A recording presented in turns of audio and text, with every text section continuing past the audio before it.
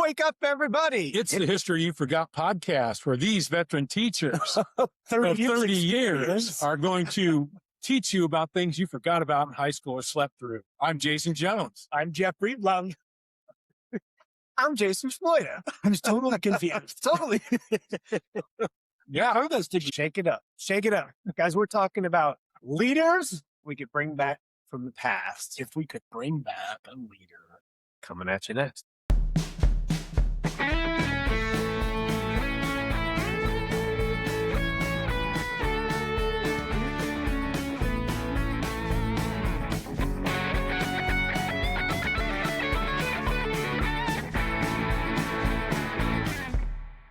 Welcome to the show, guys. Today, as we said in that, I got kind of, what would that be, a mic block? Is that a mic block? I like that. Well, you requested last time that you didn't Well, want I to be didn't the get only one. I don't want to tell moving everybody into that I it. requested that. Why not? Shaking They have to No, know. I'm The just real kidding. they have to know the real you. That's fine. That's more fun. That's more fun. I was not. Yeah. Good guy. That's funny. We are discussing this topic. We've been mulling this over. I think since the very beginning of the podcast, we've talked, is there a way to incorporate leaders who would lead today? Like past, whether they're alive or dead, but like past leaders, if you could bring them back, they would be beneficial. And I think that's the whole concept here, is who would be beneficial. So I think that's where we're going. And if you notice, we don't actually have cocktails in front of us. We have wine. And that was a long discussion, but I think what we came down to is that this is sort of that diplomatic kind of higher level. This is what, if you think about, like, at most steak dinners, right? They serve champagne and wine. And so thinking maybe more at that diplomatic I level. think it's a good call. Plus it's something different. It sounded good. Yeah. Maybe we should have done this like after dinner. Right. Exactly. Since it's something more of a sophisticated nature. Yeah, you don't think about, even though we know some of them did, sit around and drink bourbon. Yeah. You think usually this is a little more classy. Well, we talked about this, like, some of the people we'll talk about today, and I guess I won't spoil any of the names. Several of them, this was their go-to. It was either wine, or it was some kind of a fortified wine, or it was something related to it. So it seems like it was also a common denominator. Yeah, it's a good choice. And So- also mixes it up a little bit. Yeah. And we All can right, boys. swirl, and we can cheers. Do all that. To the episode. Yeah, here we go. Nice. And then it's a Shiraz. Yeah, I didn't need to get into that. We could have really something nerded earned out out on it. I mean, we didn't go to a local winery and stop the grapes with our feet or anything. Or No, but it probably would be a good chance to remind everybody of our very good friends at Fox Hill Wine and Spirits, who take care of us on this kind of stuff. So we appreciate their help on everything, and wanted to make sure we give them a shout out before we get going too far. And actually, there are a couple of wineries within. There are. Yes. Yes. And there's even a couple like just out south there that you could have, like maybe we'd have to hook up and maybe have them like on site, kind of like. we could do one of those Lucille Ball episodes where we're stopping at grapes. It's like a good imagine that or whatever. that Maybe was. everybody listening or watching isn't old enough to remember that. Some of that. We were talking about great. We see That's it. Ball. That's All right. So I think we all started with characteristics of people, right? That we Leadership qualities. or characteristics, universals that we kind of thought would be important for people to have if they were leading today, right? I think we kind of all. So I don't just give me a couple of what. Well, what So, and if I haven't mentioned this before on the podcast, I teach a class called the National Election. Basically, we call it America Decides, the national election. One of the activities we do pretty early on in the semester is we try to make a list of leadership qualities you would want to have in, particularly, a U.S. president in our case, but I think it applies to leaders, period. And so I thought that the best way to start would be try to compile that list. Like, what do we want? And each of us kind of have our own angle on it. And I could throw out my list real quick if you want. But kind of the things that I was looking for were the ability to be a good communicator, especially during the time of crisis. So crisis management's part of that. Communication's a big piece of that. Moral authority, integrity, trustworthiness, all of those kind of moral values type things. Coalition builder, someone who could work with the people around him or her. Building consensus, having for a president, a good cabinet, for maybe leaders that's working with others. strategic thinker. And then the last part of that for me was maintaining democratic values, just putting those kind of Which means what? things like freedom, rights, the people come first. That may slide into that moral authority ethics stuff, but for me, it was more specific to the institutions of democracy. Yeah. I mean, those are similar. I think I led with the moral, like not necessarily moral authority, but somebody who clearly had a good grasp of right and wrong. Yeah. Right. And then could then project that. And so people felt a trust in the government. They felt like you're being led by a good person. Like that was one of mine. I also threw in there sort of a global awareness, right, as to where our place or anybody's place is in a developing world. I did that one in there. And then I threw, did you say trust? Yeah. So it was part of that. Okay. I moral was going to say, authority yeah, integrity. because I had the idea that you had to be able, it goes back to that joke, right? That is the president really somebody you want to have a beer with, or is it somebody who's smarter than you? Right? I always kind of thought that I'd like the president to be better, and smarter, Yeah. right? And maybe good at certain things. I'm not. I don't think I would make a good president, right? Kind of thing. So I tried to think of somebody who projected a moral authority, and then also I said sort of an awareness of history. Wow. Right. So that they could lead from mistakes or successes in the past. Yeah, so mine are similar as well. I picked people that, and I picked 3 leaders, and some of us have 2, some of us have 3. It doesn't really matter, but I picked 3 leaders that I felt like were leaders from the front, and that goes back a long time, right? So if you think about when kings and queens led their troops into battle, right? And it doesn't have to be leading them into battle, but that was leading from the front. They led them into battle. They didn't sit on the hill behind and watch them fight, right? And so my one of the things that I wanted was somebody who was hands-on, active leader and leading from the front. I also had morality. I like that. Yeah. Morality. I think it's really important that they are able to build a good team around them. You mentioned coalition builder, which to me means more like coalitions with other countries and internationally, which I think is very, very important. Sure. But I think the ability to put intelligent people around you, because you look at the president today, for example, you have a cabinet, right? And the cabinet was established in England for us world history teachers, right? Because King George I of England couldn't speak English. He was German. Right. So they called it the cabinet. And Mr. Breedlove, correct me if I'm wrong here, because they put this group of advisors in such a small room. It was like they were coming out of a cabinet or a cupboard in your kitchen. Right. And so that's how the Privy Council. Yeah, the cabinet came about. And so, but you have to be able to put those people around you because you can't know everything. Right. You can't know everything about veteran affairs and wars and agriculture and education. Right. You've got to get people around you.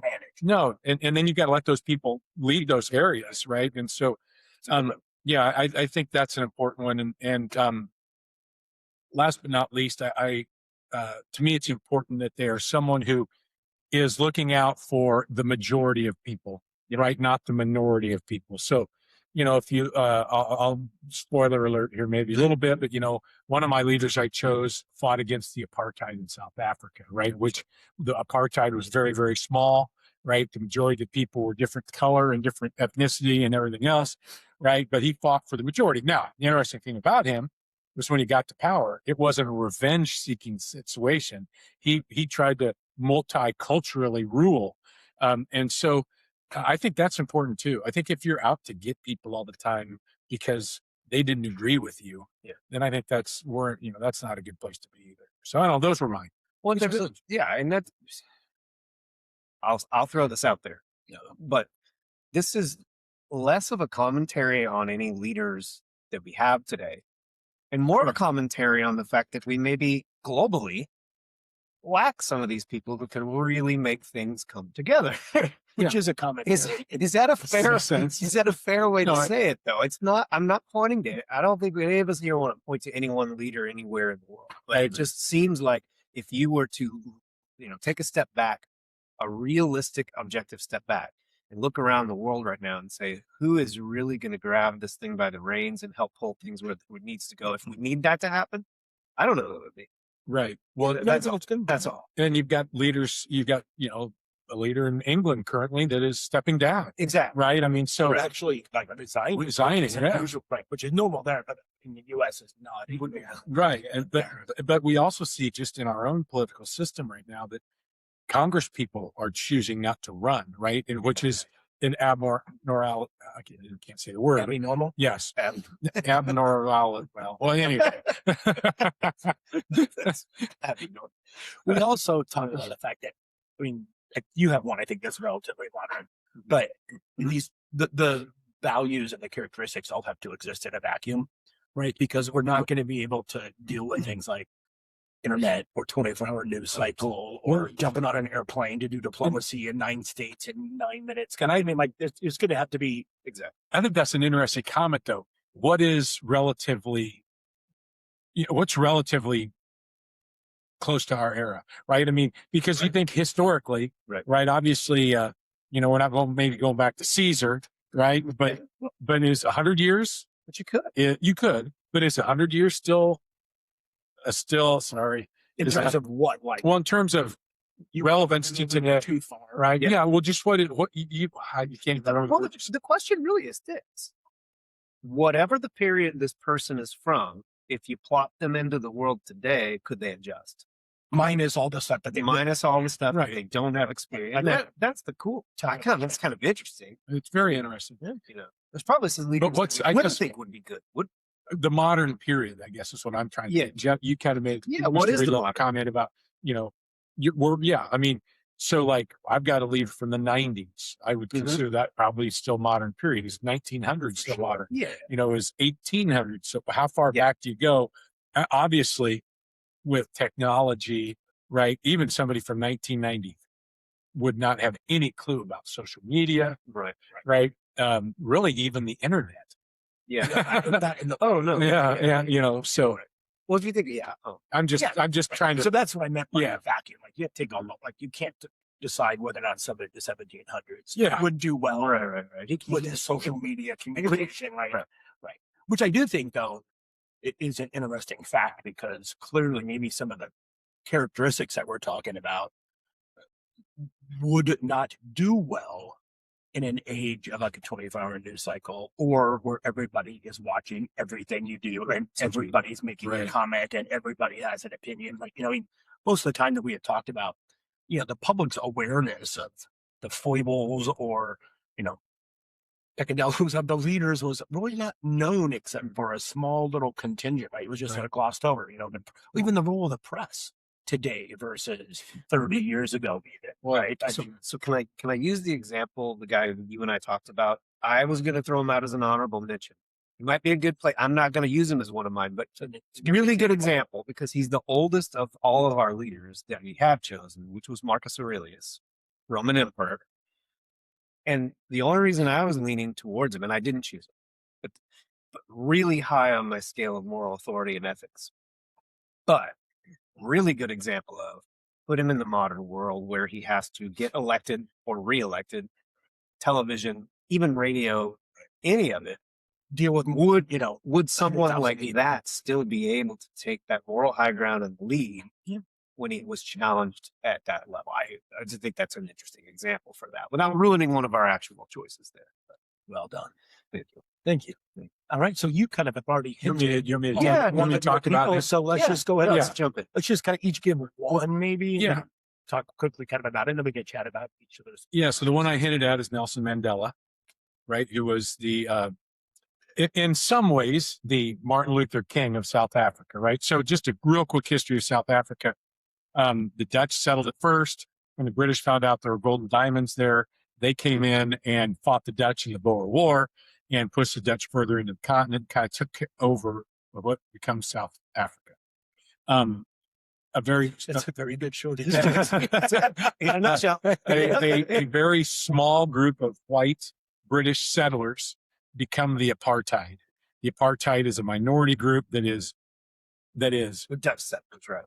well, I think Were they they're British or British at this point, aren't they? Look, that's. That's a good question. Man. I thought that was the I British. thought they were descendants of the Dutch. Dutch. Okay. All right. Only, but it's a British colony. But I Right. think it's an odd. I don't know. Answer your question. I'm not really sure. I'm not the sure reasons either now. Of apartheid because they speak Yeah, a no. language, Afrikaans, which is Dutch, Yeah. with some Well, so let's just call it apartheid. European settlers. Sure. There we go. So Elite Europeans. yeah, or European settlers. I'm going to Google it. But they're the minority, and they treat the majority, the black South Africans, very, very harshly. There's most of the beaches around the country. The blacks can't be on, land ownership, all So sorts it's completely segregated. Yeah, system. very segregated. No voting rights, really. They live in Bantustan. Yeah, and so Nelson Mandela becomes, and when I compare him to Martin Luther King in the States, at first he was a nonviolent believer. Now later on, he does help co-found a group that does carry weapons, but originally he was nonviolent. And so anyway, he's a guy who definitely leads from the front. He eventually gets arrested, spends 27 years in prison, gets out of prison, becomes the first black president of South Africa. If you've seen the movie, what's the Matt Damon movie about rugby? He brings the Invictus, the international rugby, tournament to South Africa, which was a huge thing at the time. And again, he's a guy who did not seek revenge when he was terribly mistreated. Spent a third of his life in prison. Trying to think, and I've got a few. Well, notes. in terms of that, they established what were called truth and reconciliation panels, where Yes. they weren't going to hopefully have that kind of retribution where you would single out people who had treated you badly or done horrible things to you. So there wasn't like mob violence, Yeah, right? Like after having the, apartheid end, which was actually ended by, was it de Klerk? I think it wasn't clear. Yeah. So, I mean, there was a period there where there was like lots of violence. Clearly, right, as the indigenous blacks exerted revenge. I mean, stuff was Right. happening was pretty bad. So the Truth and Reconciliation committees were supposed to stop that and then to hopefully bring together some sort of patch to, I don't want to say forgiveness in a way, but you kind of air them. Right. You make sure everyone's aware of them. You bring people to the front with a knowledge of it, but then you reconcile it and move on. Part of Festivus, they air their grievances. Well, There you go. but he also, one last thing I'll say about it, because of all his efforts, he was a 1993 Nobel Peace Prize. Clearly has a moral authority. Oh, moral authority. Yeah. As well as Yeah. experience. I mean, he fought and was jailed for his Yeah. activism. When some of those people who also were active in the resistance, like Stephen Biko and others, died as a result. I mean, they keep Yeah. So for just to years. But relating to today, even though he was in the 90s, was it like 91? 91 or something? Yeah. 93 won the Maybe. Nobel. But Yeah. I just think he, based on the qualities we talked about, morality high, a guy who was a leader from the front, right? He was leading the charge against the apartheid. But what I liked about him a lot is the fact that he didn't seek revenge, the fact that he thought it was more important to unite the country than to reconcile anything. I just think that's an unbelievable quality. Well, I think it's a good quality too, in terms of like we talked about bringing like different. I mean, clearly he governed at a time that, pretty socially divisive, Very. right, and politically divisive. Right, how do you do that without ignoring the past, but still, and then bring everyone together, like you said? Yeah. I mean, like without, and hopefully, I'm kind of curious. he was president for like a while. Quite a while. Yeah, quite a while. Yeah, that's Were what he there said. were there ever any retribution consequences for previous I don't believe leadership? so. I mean, it was literally like New Slate starting over, Yeah, which is I- that's Well, really they interesting. wanted to bring it all to light. They wanted everyone to know the truth Right, about how right, it was. right. But then by bringing it forward, That was enough. it was supposed to then be like, all right, now everyone's aware. Somewhat cleansing, right? Yeah, it's a good way to put it. And now, but now, of course, there is all sorts of belief that that there's again a sort of racial violence that's going on there as well, right? Mhm. Yes. It's happening. And that's like, I think the greatest number of immigrants to this country last year, a large percentage were white South Africans. That's or correct. something. Yeah. Yeah. Yeah. Because of the immigration policies, right? So it's interesting. Yeah. I mean, so it's still kind of a thing. Yeah. I mean, in terms of like being aware of it. I mean, Yeah. it's all connected to that 35 years ago, whatever. Interesting. I mean, 100%. Yeah. That's a good one. That's a good one. Thanks. And he's more current and he's way more current than the guys I think. But I think those are good. He does fit those qualities pretty well. My other ones are older, but I liked him. I thought he was. So I think that idea though of bringing people together to unify people, it was pretty tantamount to everybody. They'll have that. Yeah. I mean, I'll just go. I mean, Do I just to piggyback. I mean, mine was Abe Lincoln. Yeah. And if, regardless of all the living in the vacuum, I mean, it's that whole, what is that team of rivals, right? He purposely put people with different perspectives and attitudes on his cabinet. Yeah. So he sought out opposite opinions. He often would have arguments and disagree, and he would take everybody's opinion and then he'd make a decision. Yeah. Right.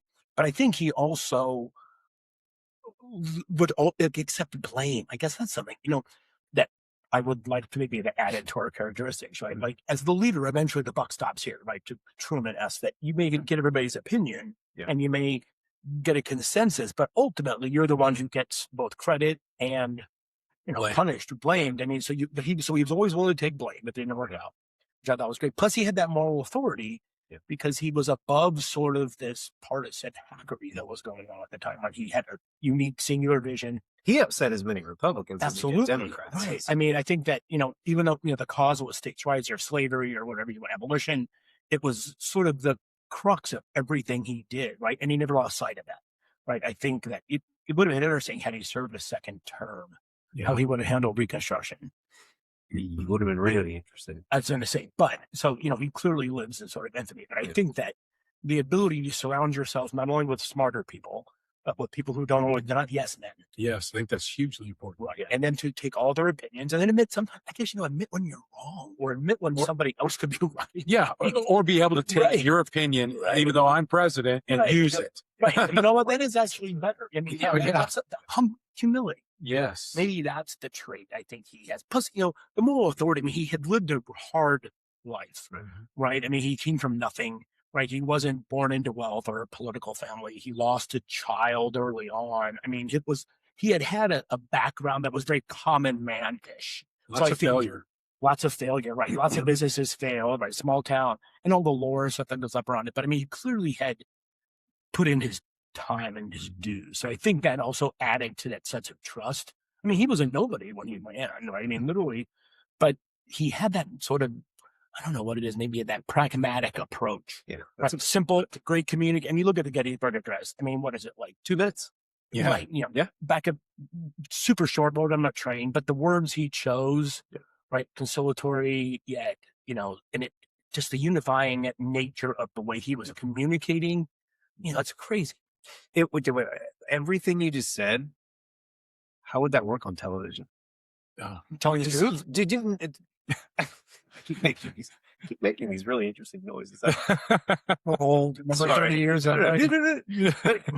It does seem like all the things that made him great were his humility, he kind of had an awkward personality, but he listened to other people and took their advice. He could piss off the Republicans, he could piss off the Democrats, and at the end of the day, he came across as a very assertive leader. Right. Would he even be could he even make it in politics today? You know what I mean? Like that would be a really difficult road for someone like that, which is unfortunate. We're probably in the modern world with the internet, social media, and television, and everything else there is too, probably missing some really important people out there. Oh, could really do good things. I mean, first of all, like just your physical appearance, I think now can, if you don't look good on TV or if you're awkward, right, that may not fly. Right. But I also think his viewpoint, I mean, at the time, right, when he was elected, like you said, he was pissing off a lot of people with his opinions. Yeah, you can dive into some Civil War policy and see him using some presidential authority as well. To decide which, but did say president. So I guess like all of these, none of them are perfect. So clearly his sort of war powers exertion of executive authority was a little questionable, right? Some of his, battle choices may not have. I mean, he did though lead from the front though. I mean, I would call him a front. Oh, 100%. I mean, he knew everything that was going on. The quality of Lincoln's that I feel like he has, maybe you guys disagree, is we're talking about taking everybody's ideas, but I felt like he always chose or made the decision that what he thought was best for the most. Yeah. Oh, yeah. Right. Yeah, And that's good. for the country. Yeah. Right. And it did make people angry and sometimes, but in his brain, that was what was best. And he did it. Right. And it wasn't about what's best for me. And I think politically today in our country, and I'm not talking about any one person, both parties or all people, I think we get so much of this. Oh, how do I keep myself in office? Right. Sure. How do I benefit myself? What are my approval ratings? Right. And, Right, and right. so, And not saying the thing that has to be said. yeah, I admire someone who will stand up there and say, this is what's best for the country. It might mean I don't get reelected. Right. It costs This me my is job. what best is best for And not everybody has to No. agree with it. Right. But there's like I have a moral compass, Right. right? I'm not going to just sway with the latest, fattiest. I mean, yeah, clearly he could have switched either way, but he chose to continue. I mean, the perseverance, right? For I mean, sure.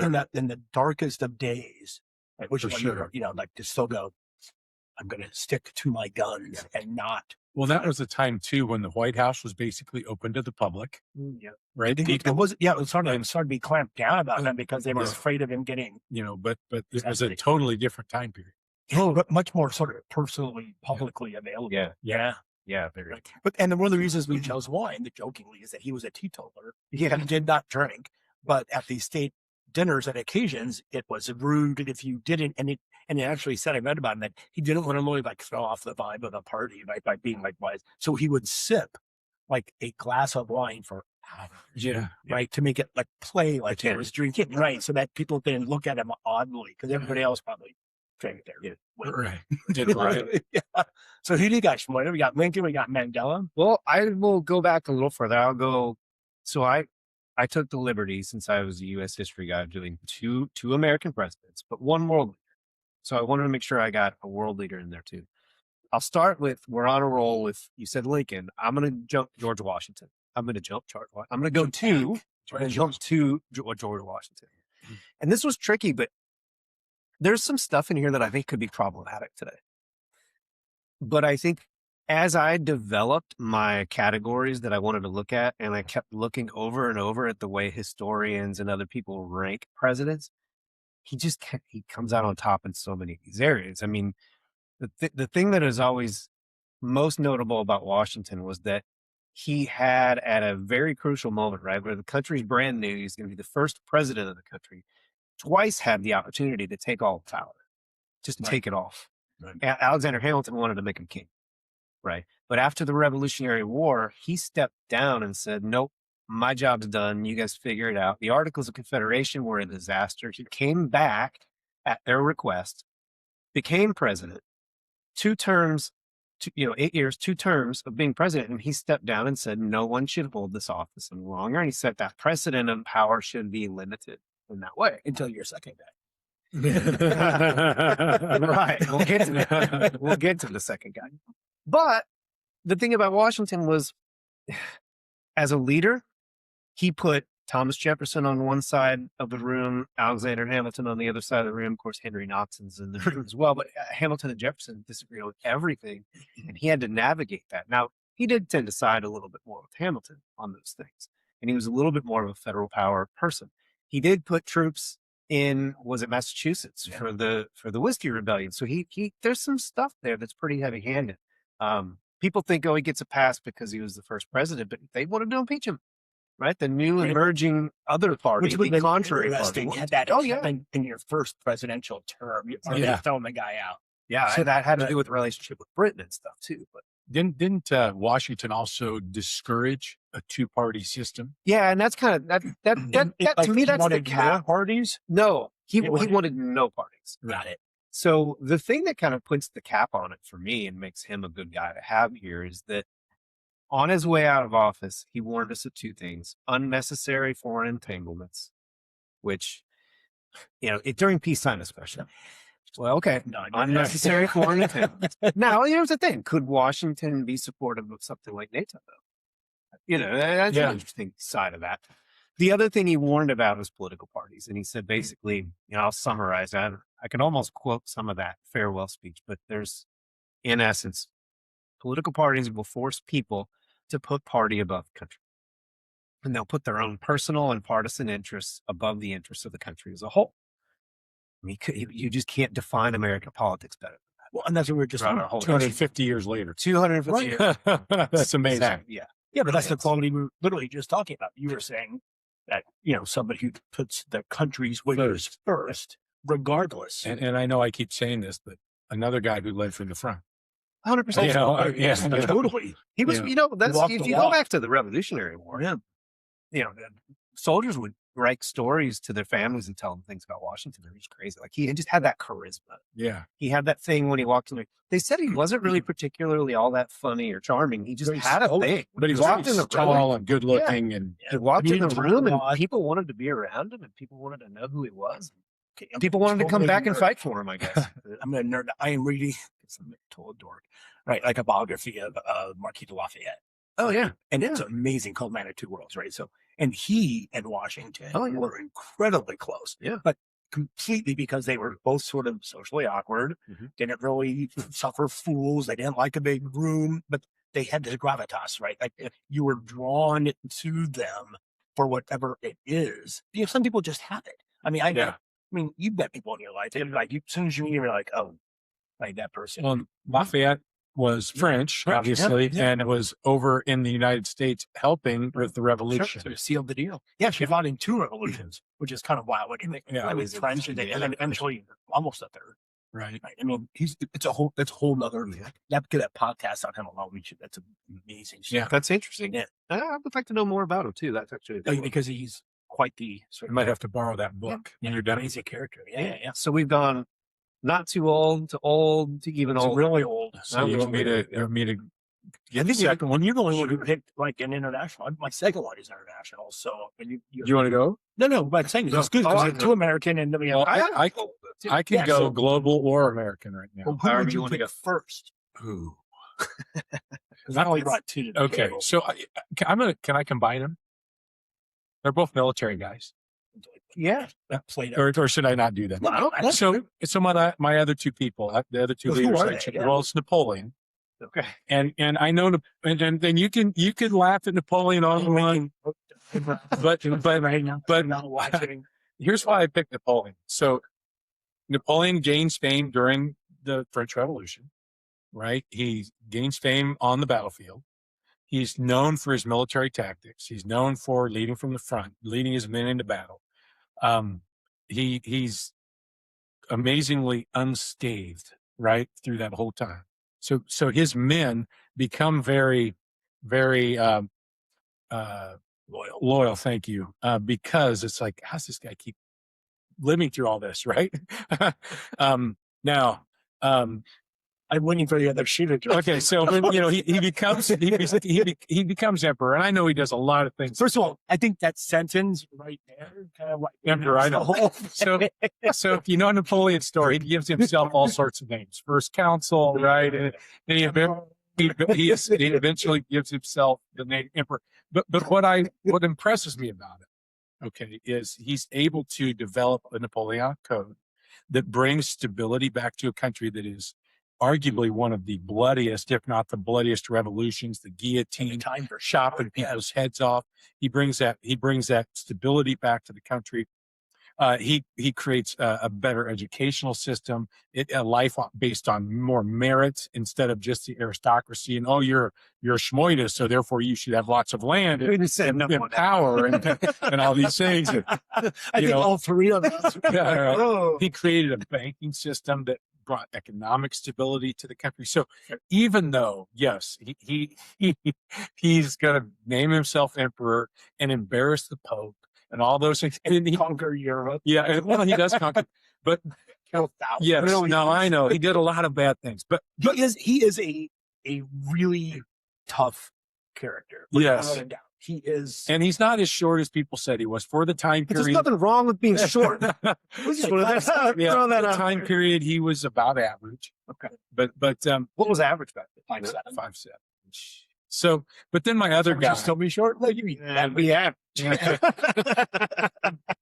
my other guy is also military, but Yeah. and a president was Teddy Roosevelt, and the Rough Riders and all that kind of stuff. But Teddy to me is besides, having the teddy bear named after him, which is Well, pretty just in cool. the Badlands. pretty I was just in the Badlands. Yeah. Just the whole Roosevelt Yeah. connection. Yeah. Oh, yeah. But, national parks, Yeah, right. yeah. And the idea that he took over a failed French project and completed it or got it close to completion. Woodrow Wilson was president when the Panama Canal officially opened, but But it was Roosevelt's. Roosevelt's baby. Oh yeah.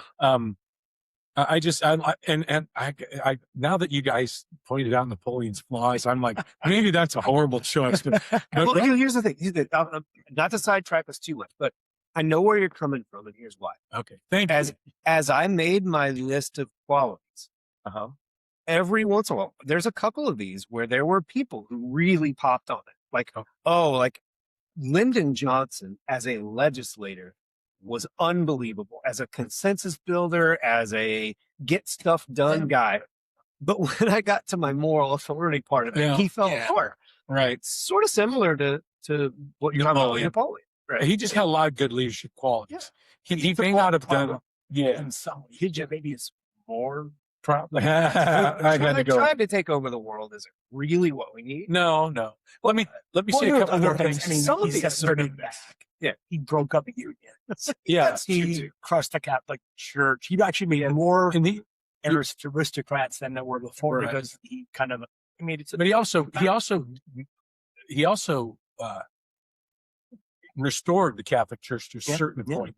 That's what I'm saying. He is a really tough. He's a tough sell. He's a tough sell. But you said you were going to combine Yeah. Napoleon and Roosevelt. Yeah, so Teddy.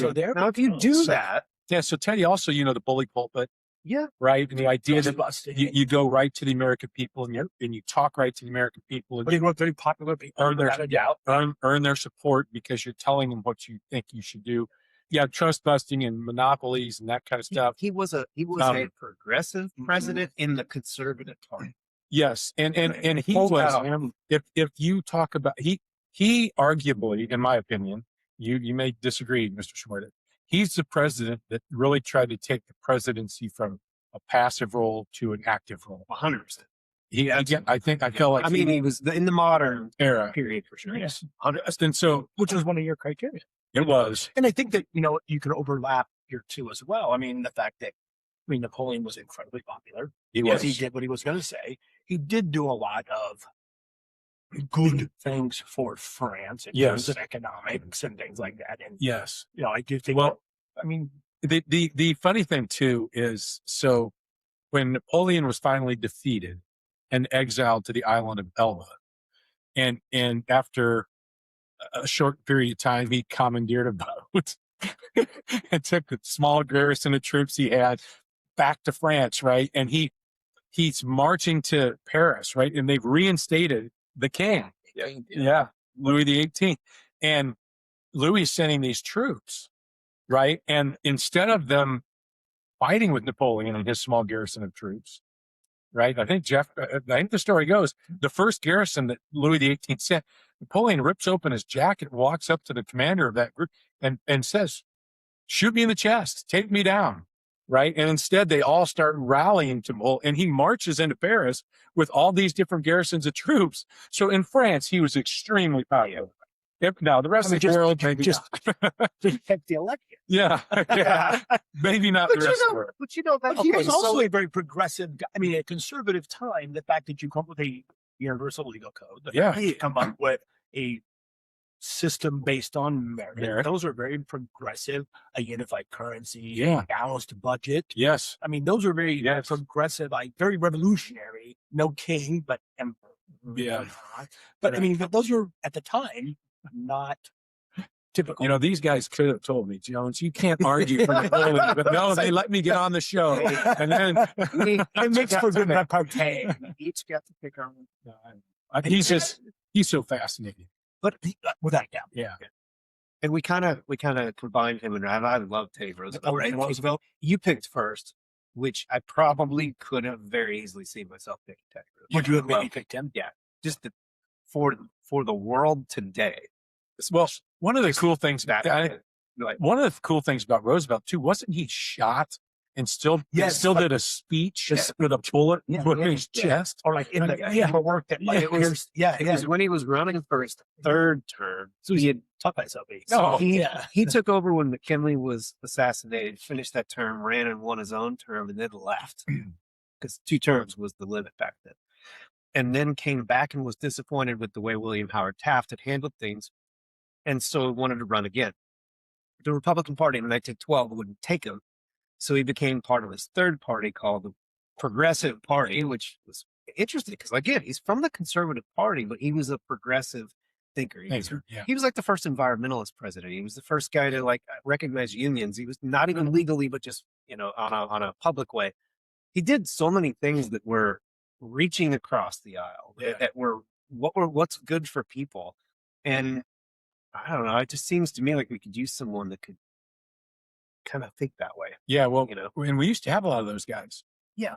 We had a Yeah. great senator from our state, Bob Dole, Absolutely. that was considered a reach across the aisle, a reach across the aisle kind of guy. John McCain. Then there's a lot of others. It just didn't come from Kansas. Right. No. John McCain from Arizona. Well, even was a Nancy Katzenbach, the Katzenbachs, right? Yeah. That whole thing. Fernandez daughter. There's a rich history in the state. Kansas is a very red state, but there's a rich history in Kansas of being pretty moderately Republican and being willing to reach across the Yeah. Atlantic. So Well, we better hit a few more if we. we should. I can move quicker. So Teddy's somehow cousin, Second cousin, Yeah. or something through marriage or whatever. Franklin Yeah. Roosevelt scored really high on a lot of these for me too. Communication during crisis. There's no one in American history that would be better. I mean, you are able to guide people through the Great Depression and World War II. Get on the radio, give those fireside chats. I don't know if Roosevelt could handle television and social media, but he handled the new medium of the radio beautifully. And Did that TV. really well. Yeah, and well, Film, right? motion pictures. Right? He had to. The interesting thing about him, Jason, is would we elect a handicapped That's That's his just job, it. president, yeah. He did his best to hide it back then. Yeah. I don't think he'd be able to hide it, You wouldn't. There's no way. but we're also a little bit more open to the idea. Mhm, Right. mhm. Right? You have, for example, we talked about like Greg Abbott in Texas, Tammy Duckworth. You have, It wouldn't be Others. disqualifying. it No, wouldn't be absolutely. It might have been in the 1930s, I suppose. If people knew. Or how much they do. I think some people do. Well, I'm sure a lot I'm sure of they people got you, knew, did but they? because the I extent mean, to which. you remember the time too. I mean, the photograph was all you had. Mhm. So if you're taking a picture and you're standing up in a car, nobody knows that you're wearing leg braces or there's a Right. guy with his hand on his back. I mean, Yeah. you're able to. I mean, now, yeah, there's no way. Yeah, people wouldn't know it. Right. Right. The other thing about Roosevelt is, one of the things I mentioned was strategic thinking, like the ability to throw things out on a table. Like Lincoln's team of rivals, Roosevelt surrounded himself with a lot of people that both agreed and disagreed with him. And he was able to put together a plan that became known as the New Deal. Now, when he campaigned in 1932 and called it the New Deal, he didn't know what it was. And it was a British economist named John Maynard Keynes who said, here's what you need to do. And, in 32, Roosevelt campaigned against Hoover saying you spent too much money, and then became the spender of all the money. Right. And he did it because he saw an opportunity to use government to do some things that needed to be done at that point. And that was always Keynes' thing, right? Government becomes the spender of last resort. And Roosevelt bought in. And not only with the Great Depression, but even into World War II, with regard to that arsenal of democracy and protecting those European countries, that model stayed in place. So you start to combine his strategic thinking, his communication skills, you add in that moral authority, that protection of democracy. There's a few things that are problematic, if I'm being honest, about FDR. Drinking and smoking and side chicks on the side, kind of thing. But it's hard. It's to be honest with you, it's hard to find leaders that don't have something. You can't. Oh, yeah. Well, It's not back in the day. You don't even have to be a leader to have bad qualities, right? Very true. Well, I know we're perfect, but Well, no, but you're right. But that's how you get to that. yes. But you mentioned 4 terms. He was elected 4 terms, right? He's the only president Mhm. elected past 2. Yeah. That's And you have to kind of wonder how much of that is, you don't change your horse midstream.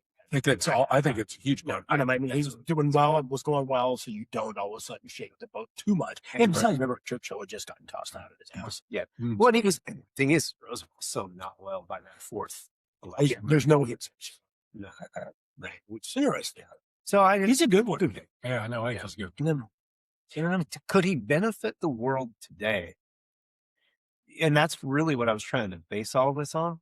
And it just seems to me like his willingness to take some risks and do some things differently is probably the most important thing today. Well, and if I'm not mistaken, I mean, he was like probably by half the country despised. I mean, Yeah. everyone looks back now and goes, "Oh, Roosevelt," but I mean, at the time, Popular enough to get elected 4 times. but But people that did not like him hated him. Right. Hated him. Right. They thought he was socialist, I mean, the communist. Supreme you Court know. package. I mean, all the ideas that were very contrary to the way government had always run. That whole concept of when you ask the government to do more, it's got to be socialist or communist. I mean, that's all over the place. Yeah, that's absolutely. The funny thing about it is, this is the beauty of Roosevelt to me, in my opinion. Sorry, I'm going to go off on this for a second, but Get a pillow.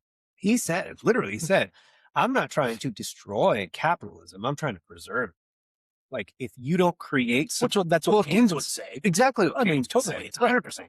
Yeah. If you don't provide some bookends, you don't provide some structure, capitalism will snuff itself out. It will destroy us on its own if it's unbridled. And so we needed that. But yet, it's regulation. It's more regulation. Lot It's of more government, reform. lot It's of government more in our life. It is. A lot of executive power again, Yeah. exertion executive power. 100%. Yeah. Yeah. Especially Again, during they're all- World War I II. mean, they're all. I mean, Right. even the alphabet soup. I mean, that was a lot of Oh, yeah. government. But if we're not used to, But if you think about it, if he did the infrastructure that was built at that time because of all the I alphabet. think I was driving to organizations. Kansas City and you'll Right. see it. Yeah. I mean, You know, the Tennessee Valley Authority was created to help produce electricity throughout the Mid-South, where there was just no electricity. If you think about it, it was a government program. It was spending government money. There's a lot of taxes involved there, but it created viability for a whole entire region. Well, Like that infrastructure jobs. idea and jobs. Not to mention jobs first, but long term. Oh right, yeah. and The electricity, viability and of a remember, region. this is all happening during the Depression. Yeah. Right. So if otherwise people aren't working. I mean, they're But it didn't release that whole idea of deficit spending. Yes. Right. Yeah.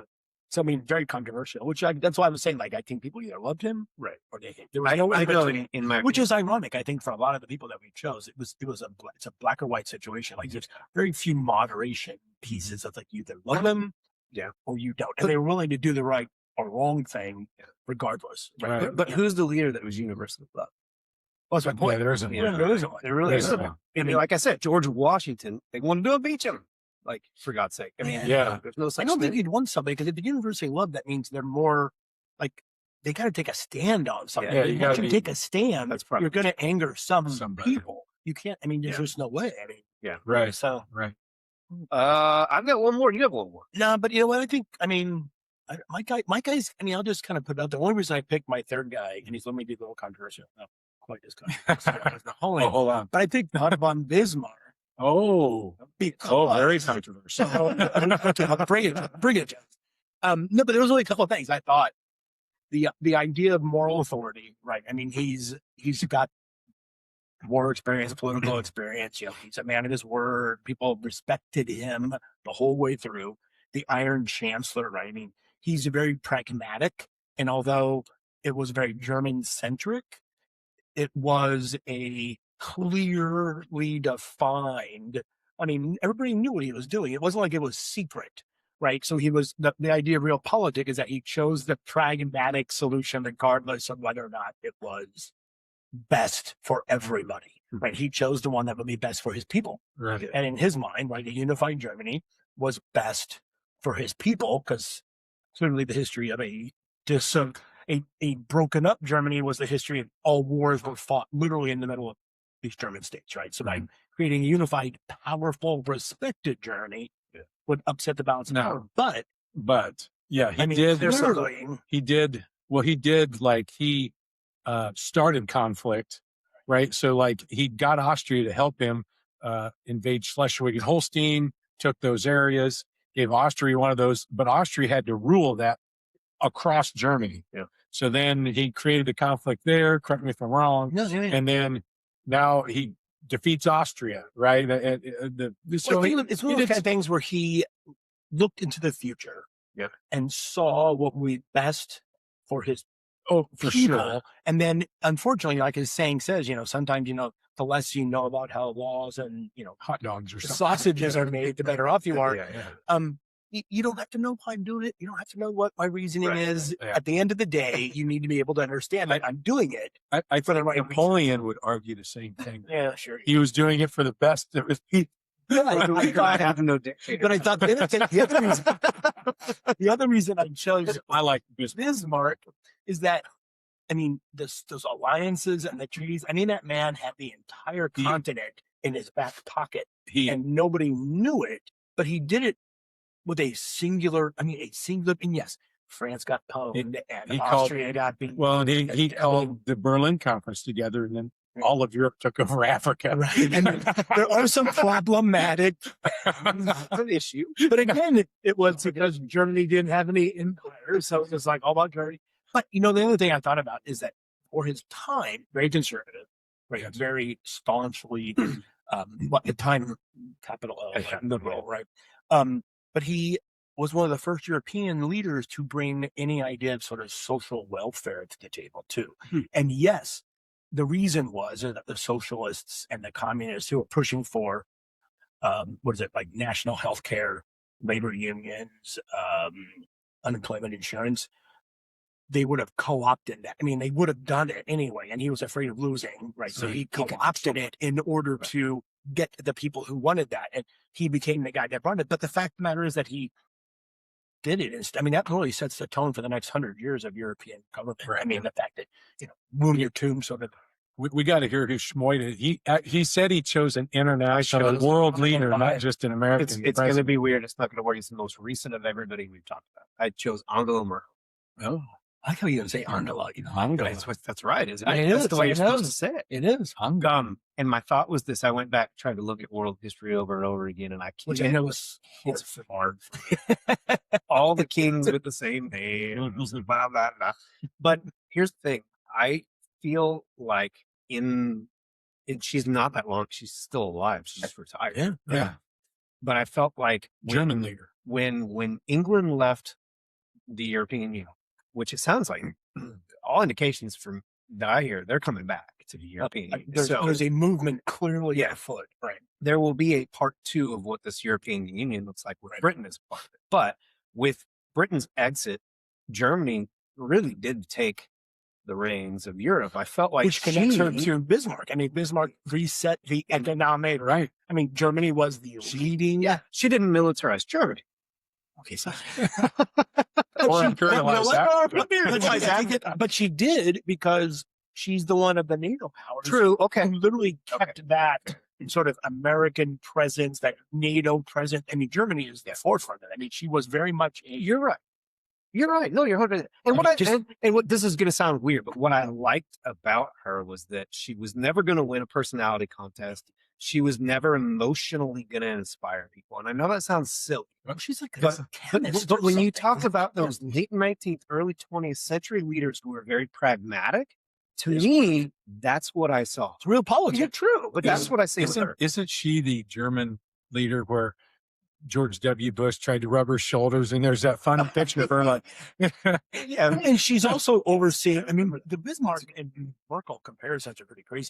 She's also overseeing a new unified Germany. Yeah, true. Right. And a Germany that is coming through a whole nother set of economic. Germany is an economic powerhouse today. Yeah. As a result of unification, Germany was an economic powerhouse in the late 19th century because they were second industrial revolution. They led it. So there are a lot of similarities in terms of circumstance. I wouldn't say she's Bismarckian. No, but I'm pragmatic and real politics for sure. That's a good point. Yeah. I wanted to make sure I include her. To me, it's so hard to find that. We did sort of equity and inclusion. We didn't have a woman. Yeah, we did. But thank you. Yeah. Well, unfortunately, we got that many to choose. I was going to say that's a fact of history. Right. Yeah. So where are we now? Let's see. We got our leaders. You want to have a drink with? I would. Before we do, I would love comments. right? Please. Right. I would love to know what y'all think about this because I think we tried to keep it pretty objective and be, Hope. use some criteria for. Love to hear what you think. Well, if I was drinking some Fox Hill wine and spirits, I think I would choose. I'm going to take one of Jeff's people. I'd like to sit down with Abe Lincoln. Okay. Oh, that'd be a good one. Yeah, there's just so You want him much. to have a drink with- That's He okay. pretend That's to okay. be, you know, right? He could spit the wine out on the floor. I don't care. I just think it would be so fascinating to hear his take, behind the scenes take, not what he was telling all of the people at the time of all of what was going on during, His personal feelings. yeah, just what it was. I mean, I can't imagine with the country pulling apart, right? And how much second guessing you're doing of your decisions you're making, And losing battle after battle. early on, just Yeah. getting handled by the Confederacy, and Once his family was a little bit in shambles. at that yeah. I just think he'd be fascinating to listen to, and then once you win the war, Right. how you really feeling, right? I mean, because you're happy. You're. I'm sure you're happy. I'm sure you're. It's over. Yeah. Right. But now there's a whole lot more to do. Yeah. I think it's one of those point. things. He would have been in for it. He would boy. go crazy. I think it's one of those things too, where you see photos of him in 1860, and then you see them in 1864, and you wonder what age is a president, right? I mean, like, Right. you look at any president, and you look at them when they go into office, and you look at them after they look 15 years older in 4 years because of, like you just said, the worry, the Yeah. stress. I mean, I can imagine having that on your shoulders. If I could have said, I'd take all the leaders we talked about, and we could all go Have a dinner party. Yeah, that would be cool too. Right. That'd be great. Could you But since I had to imagine pick what one, Eric Foner is like one of the leading historians on the Reconstruction period. And he wrote an article years ago, and I think it was on American History Magazine. But what if Lincoln had lived? Yeah. And one of the things he talked about is the toll that it took on him during the war. So who knows how? Right. It was really interesting. yeah, would he live through a second term? That's right? just it. He wasn't that old, though, was he? 50s, maybe? Yeah, maybe 50s. Now that you say that, I'm not sure. I don't know. I think I bet he he's was, probably- he was like 70 or No. I don't know. It's interesting. Well, I hope you guys enjoyed it. Let us know what you thought. It was fun. Glad we did it. It was fun. Yeah. I guess on that note, Jones. Fox Smith. Thanks, buddy.